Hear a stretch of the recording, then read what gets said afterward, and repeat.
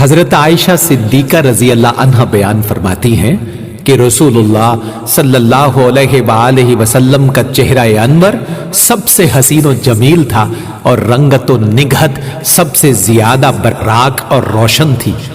جس نے بھی آپ صلی اللہ علیہ وآلہ وسلم کا وصف بیان کیا ہے اور جو ہم تک پہنچا ہے، ہر ایک نے آپ صلی اللہ علیہ وآلہ وسلم کے چہرہ انور کو 14ویں کے چاند سے تشبیہ دی ہے۔